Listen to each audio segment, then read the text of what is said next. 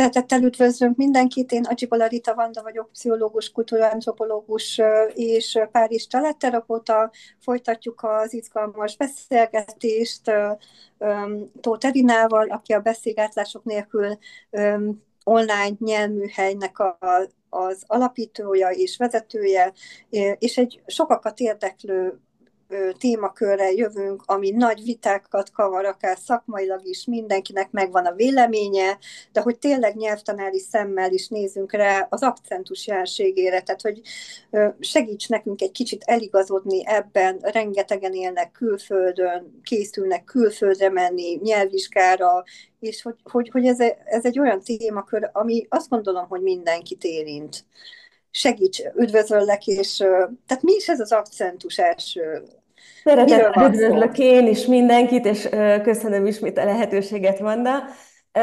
Igen, az akcentus az egy nagyon-nagyon komplex téma, egyszerűnek tűnik, és rengeteg mítosz van körülötte.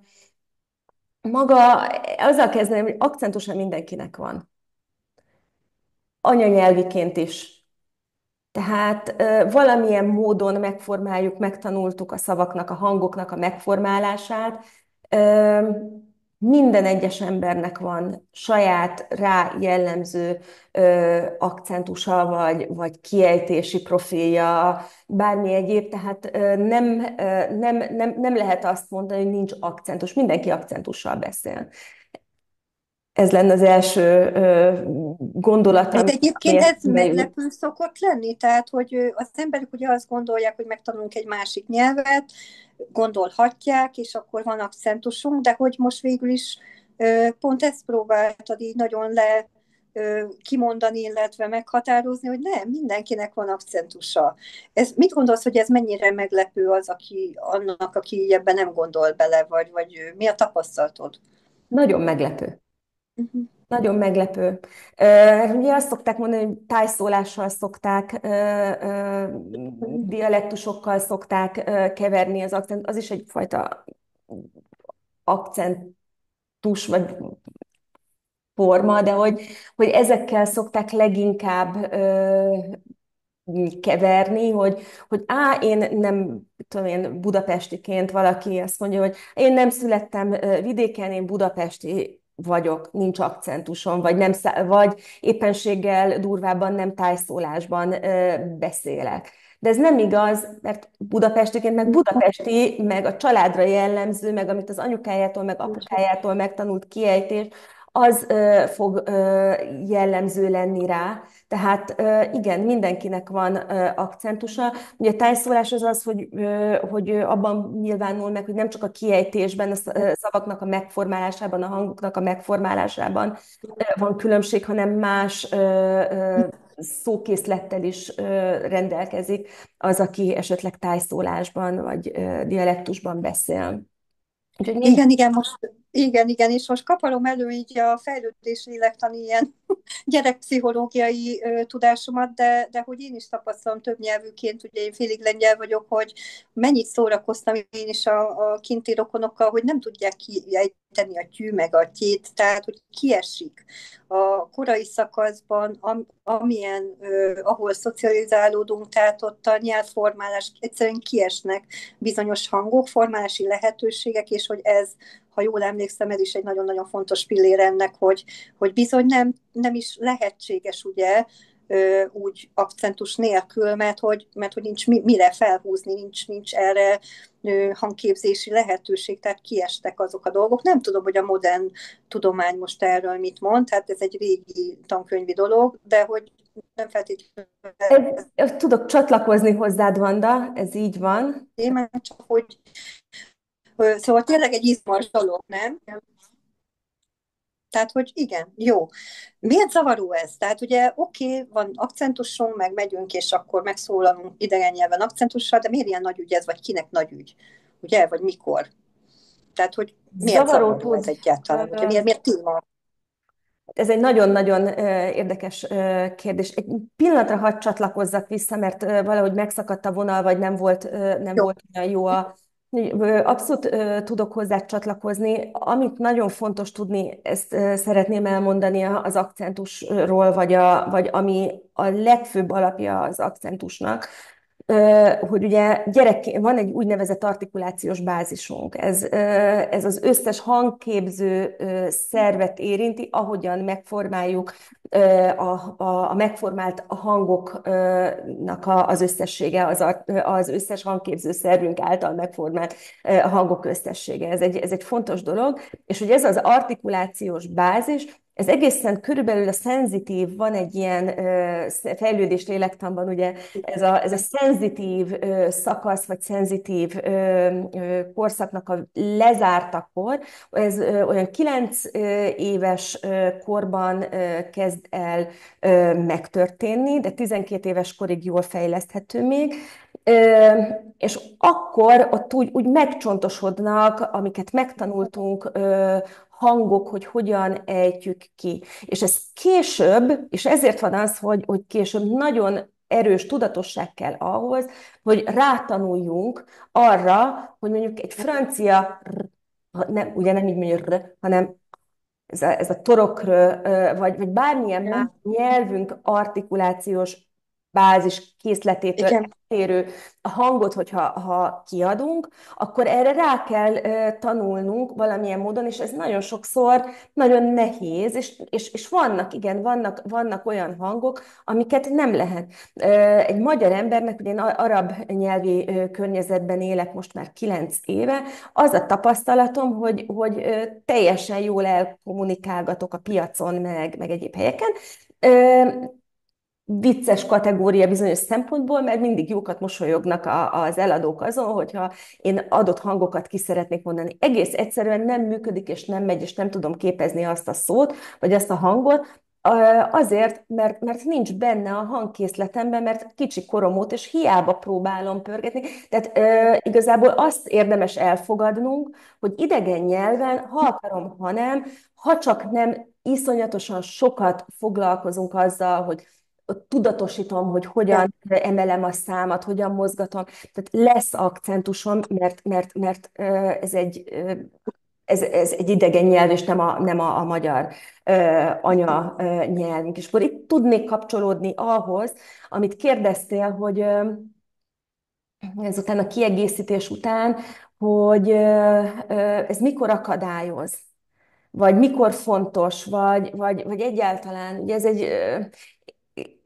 nagyon érzékeny terület, akkor tud akadályozni, hogyha valami, egy szót, egy mondatot hibásan ejtek ki, hogyha a kommunikációmat, hogyha az érthetetlen, az valóban érthetetlen a másik ember számára, tehát jelentésmódosító hatása van. Egészen addig, amíg ki lehet különben, hozzáteszem, hogy szövegkörnyezetből ki lehet, ha a beszélgető partnerem olyan, hogy nyitott, intelligens, rugalmas, kedves, akkor ő ki fogja azért találni, még hogyha rosszul ejtem ki azt az adott szót is, hogy én mit szeretnék azzal mondani.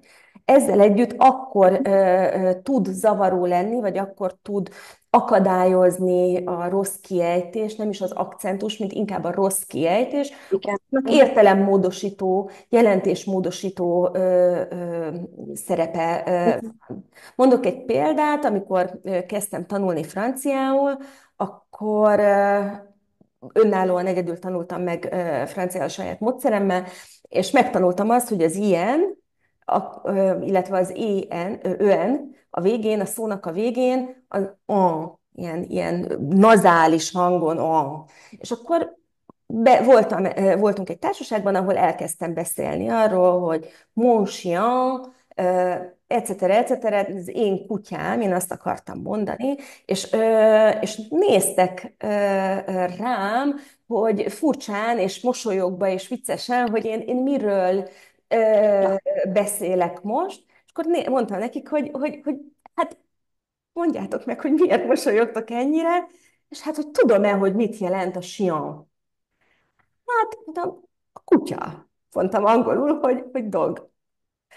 És hát kiderült, hogy nem, hanem valami egészen más jelent, rossz, és folytathatnám a sort.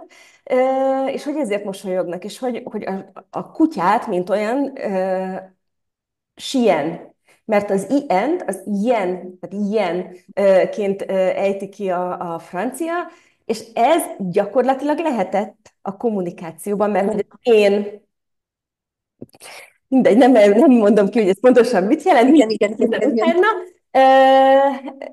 hogy ez ezt jelenti. Tehát, hogy ilyen esetben valóban rossz, hogy nem jó, de hát ezt is túl lehet lendíteni, mert egy visszakérdezéssel, egy kedves bólintással, vagy megállással, vagy bármivel lehet ezt pontosítani, hogy akkor most én mit mondtam. Abszolút, abszolút, viszont ugye, hogy pont ezért érdekes ez, mert hogyha már az emberben úgy van, hogy nem merek megszólalni, mert mi van, ha ilyen helyzetbe kerülök, vagy akár ugye a kiejtésem kapcsán, akcentusom kapcsán, ugye ebben tudtok ti segíteni, hogy ezeket a gátlásokat feloldani, mit lehet ebben kezdeni, ugye ebben gondolom, hogy itt egy eszköztár is van meg, hogy ez a támogató közösség, de hogy ezt egyébként tényleg szerintem nincs olyan, aki valamilyen formában nem élte volna át, és hogy tényleg ez lehet egy ilyen kellemetlen, de visszanyúlhatunk ugye a perfekcionizmusra, ha valaki annyira nem bírja elviselni a hibázást, a hiba tűrése, a stressz tűrése, kezelése nem megfelelő, tehát hogy ebben is fejlesztésre szorul akkor az ember, és akkor gondolom itt is lehet, ugye, hogy, de ha most tényleg belegondolunk, hogyha valaki magyar kliens bárhol él a világban, én azt szoktam mondani, hogy azért visszük magunkkal a batyut, ugye? Tehát Igen. visszük magunkkal a batyunkat, tök mindegy, hol vagyunk, és hogy a problémák is ugye megtalálnak, ragaszkodnak hozzánk, de hogyha például tényleg azt nézzük, hogy mi milyen oktatási rendszerben nőttünk fel, mondjuk így az átlag magyar, akkor az nem az volt, hogy gyakorolj, szépen majd kitalálod, kerekíts, hanem rögtön a hibakeresés, rögtön a retorzió, a büntetés, a nem elég jó, tehát hogy azért ezért gondolom azt, hogy azért itt nagyon-nagyon sok minden összekapcsolódik, és tényleg aranyat ér egy olyan oktató, aki nem csak ugye a nyelvi készségeket fejleszti, és ugye tárgyilag tudunk haladni, hanem tényleg megfelelő lelki támasz is, de ez valóban majdnem nagyon sok ilyen látszólag nem pszichológusi munkához egy nagyon fontos szempont, hogy emberekkel dolgozunk, pedagógia, oktatás, ez egyértelmű, hogy itt több rétegen, több az önbizalmat megerősíteni, és minden. Úgyhogy jó, van-e még bármi? Itt nézem én is az időt, hogy Egy vagyunk. dolgot, ez egy ilyen külföldi létből fakadó saját tapasztalat. Ugye mindig mondjuk, hogy hunglist beszélünk angolul, meg hogy a francia kiejtés, hogyha mondjuk franciából. Biztos, hogy franciából van egy magyar akcentusom, egy erős magyar akcentusom. Szokták kérdezni, hogy olasz vagyok-e, esetleg spanyol, mert a röbetűt azt még a mai napig, vagy hogyha túlzottan racsolok, azt túlzottan művi. De hogy az a megfigyelésem, és ezzel szeretnék mindenkit megnyugtatni. Vegyük most külön azt, hogyha valakinek egy üzleti megbeszélése van, vagy egy olyan téttel rendelkező helyen kell helytállnia, ahol valódi tétje van annak, hogy ő most hogyan tudja magát megmutatni, hogyan tud kommunikálni, de akkor is belefér különben a hibázás simán. De hogy alapvetően mindig attól félünk, hogy más milyen kritikát fogalmaz meg akár a nyelvtudásunkról, mert azt automatikusan ugye a személyiségünkre is szoktuk olvasztani, vagy magunkra vesszük. És az a tapasztalatom, és ezeket a helyzeteket meg lehet tanulni, kezelni, akár egy jó pszichológusnak a segítségével, vagy akár egy jó coachnak a segítségével is, hogy hogy akik kritizálnak leginkább az akcentust, vagy megjegyzi. Eddig életemben 9 év alatt megjárom Európát. Az a tapasztalatom, hogy azok jegyezték meg, hogy nekem valamilyen formában akcentusom van, vagy nem francia vagyok, vagy nem tudom, az angolommal nem szokott ilyen lenni, de azért ott is egyszer-kétszer, hogy akkor Igen, honnan való vagyok, akik finoman szólva alulképzettek. így Tehát a bolti eladó, a taxisofőr, olyan tapasztalatom még soha nem volt, hogy aki egy Maga is több nyelvet magasan, beszélő. pontosan Mhm. kvalifikált, művelt, kedves, a személyiségeben is kedves, egy normál önbizalommal és normál önértékeléssel rendelkező, kiegyensúlyozott, harmonikus ember még soha, de soha nem tett megjegyzést az akcentusomra, vagy hogy én honnan való vagyok. Ellenben a taxisofőr, mondjuk a taxisofőrnél mindig ez egy téma is, hogy ne töltsük unalmas utat, hogy akkor erről ők szeretik, csak nem tudják azt, hogy ez lehet, hogy a másik embernek rosszul tud esni, hogy akkor na most valamit rosszul mondtam, rögtön elkezd automatikusan be. Igen. Úgyhogy ezt a részét, ezt érdemes nagyon helyén kezelni, hogy Így van. meg azt, hogy ki mondja ezt a kritikát rólunk. És hogy miért, miből fakad az, hogyha valaki mondjuk magyar honfitársunk minket kritizál az akcentusunk miatt? Miért? Mi a jó neki abban, hogy kritizál? Ő vajon, neki nincsen akcentusa? Ő nem mondott még soha semmit rosszul, vagy félre? Tehát ezt mindenképpen itt szeretném itt megjegyezni, hogy ez a fajta kritika, az soha nem az adott emberről szól, aki kapja, hanem arról szól, aki ezt adja. És hogyha ezt megtanuljuk, és ezt jól meg tudjuk tanulni, kezelni, még akkor is, hogyha belül ez óhatatlan, hogy okoz Persze sérüléseket, vagy sérüléseket, mélyrehatol, de a helyén kezelni, akkor ez mit eredményez? Miért jó ez? önbizalmat ad Így van. továbbiakban is, és tovább csinálom, és boldog tudok lenni, mert hogy a nyelvtudás az nem az akcentusnak a megléte vagy nem megléte, hanem ez egy komplex dolog. A nyelvtudás az több nyelvi készségből áll. Úgyhogy Nagyon igazából szépen köszönöm, és ez szerintem nagyon sok embernek lesz, nagyon sok nézőnek lesz megnyugtató, vagy egyáltalán eligazító. Úgyhogy rendben, folytatjuk akkor a következő témakörrel. jó, találkozunk akkor. Szia, szia! Köszönöm!